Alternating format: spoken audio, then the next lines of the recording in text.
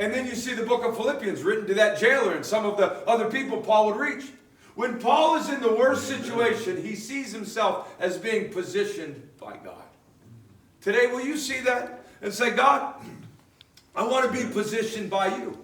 You see, it's been said that the strongest people are made that way so they can have the hardest battles. Imagine a private school that has an elementary basketball team and junior varsity and freshman and varsity team and junior high teams. And they play another Christian school. And now, well, what would the one Christian school? They take all their varsity players with mustaches and put them against the elementary students. Like, I scored 88 points today in your face.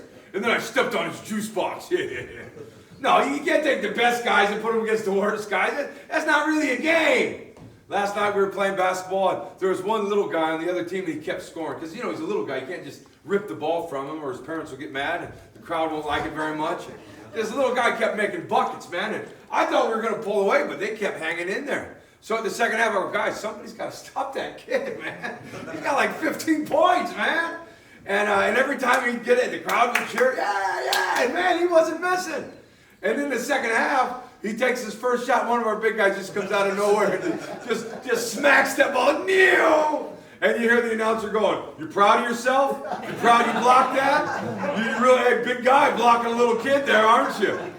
But it was silly because it was our best guy blocking a little kid. No.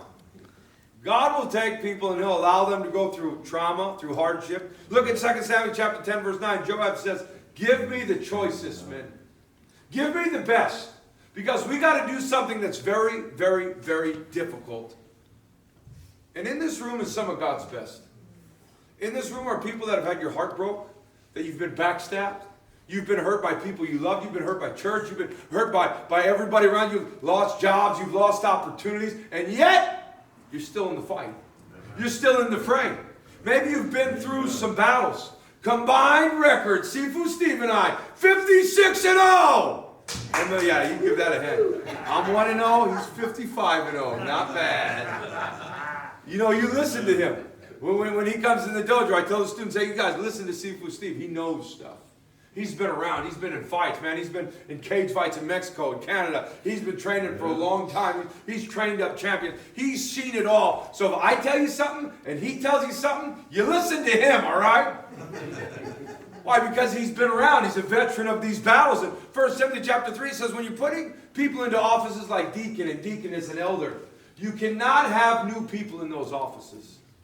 Because their heads will get puffed up. They'll get proud. They'll fall in the same condemnation of the devil. In 1 Corinthians, Paul says, I wish that you guys were teachers by now, but you are still babies. You and I are given battles, struggles, challenges, so that we can be more than overcomers. Maybe one of the greatest passages in times of mourning and hardship is 2 Corinthians chapter 1, verse 4. It says, the comfort that you've been given, now you need to give. If you've lost your grandparents,